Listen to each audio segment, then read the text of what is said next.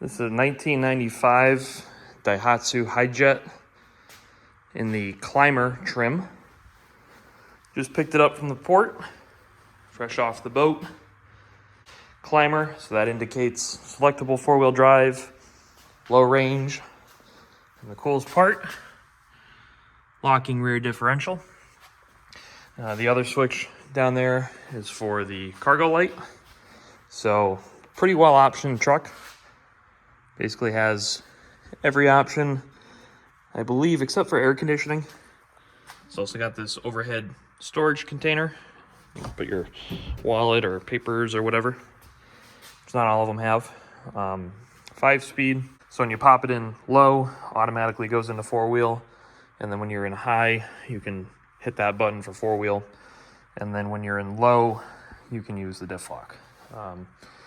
Apparently it's pretty easy to override diff lock switch so that you can use it in two-wheel drive. So I'll be doing that. And I'm also going to look into trying to be able to do a two-wheel low, just for the situations where maybe you want that creeper lower speed, but you don't necessarily need four-wheel drive. It's got wiring for speakers in both doors, which, at least from what I can tell, generally mini trucks just wire the passenger side speaker. That might just be a Honda thing, not sure. The truck's got 88,000 kilometers, about 50,000 miles on it, roughly, which is quite a bit lower than the Honda that I have.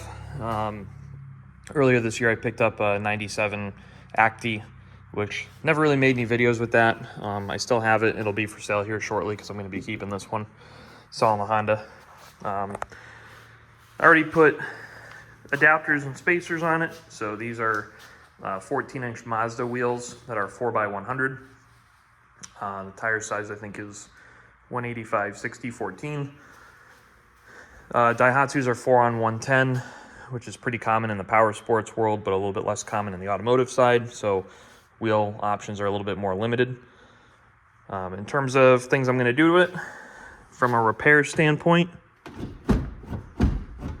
need to replace the hinges on the driver's side door. Going to go through it, do a full tune-up, fluids, plugs, that sort of thing. It does seem to have a vacuum leak at idle, and it has like a pretty high-pitched whistling noise. So I'll get that squared away. But the body's actually really good, which is cool. Like I said, aside from the door hinges, it does have a little dent down here. Looks like somebody may have hit a rock or something. But otherwise, body's in real nice shape. The glass is good. No evidence of rust on the front here. Just faded. You know, this truck is as old as I am, so 28 years old. But really nice straight body. It doesn't appear that this truck was ever worked really hard, which is cool. You know, sometimes these ones that have the more kind of off-roady type build specs, you know, again, with this being the diff lock model, sometimes those kind of tend to be a little bit more used and abused, you know. But this one, actually the original listing for it, there was like a floral print seat cover here, and then that seat is almost like it's never been sat in. So I almost wonder if this was like, you know, some sort of, you know, lady that had a farm or something, and maybe, you know, she was using this to bring stuff to some sort of market or whatnot, because these rails are really straight. It's not like there was ever, you know, rocks or anything in here. No obvious dents in the bed, which is pretty cool. Just a really nice, clean, straight truck. And you can kind of see the difference in color here from the exterior to the interior. So this is a little bit more representative, I think, of what the truck's going to look like when it's all cleaned up.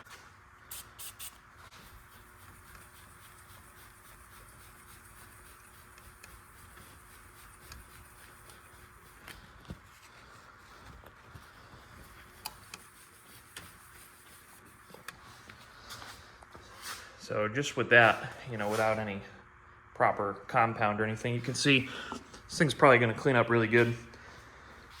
My dad is a little bit more talented and interested in paint correction than I am.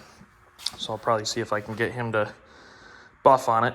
And then these plastics, I mean, I think, honestly, just take a blowtorch to them. I think they'd probably come right back.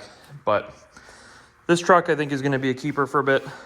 Like I said, the only option it doesn't have is air conditioning. And, you know, I drove my Honda all summer without air conditioning. And frankly, I've really never had anything that had good air conditioning. So why should I care? I think the blue is cool. I think the fact that it's a climber is cool.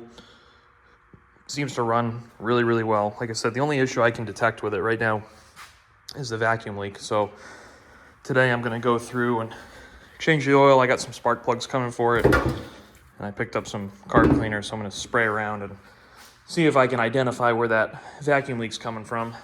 And then basically just got to take it through inspection and transfer the reg from the Honda over to this and throw the plates on it and get some insurance and be good to go. So I imagine probably get some questions on this. So we imported these ourselves using Car from Japan, which is the website where I purchased this, paid for it with PayPal. Used a broker to do some like kind of customs and various paperwork and stuff. That was On Time Customs is who we used. And the whole process is pretty easy. If you want to save some money, you can do a lot of it yourself. If you want something that is an easier experience, you're going to pay for it, but it's kind of how most things in life go. And all said and done, I paid $34 for the truck, $75 to do like a import ISF filing on it. Basically, that's what tells the government that this thing is coming in.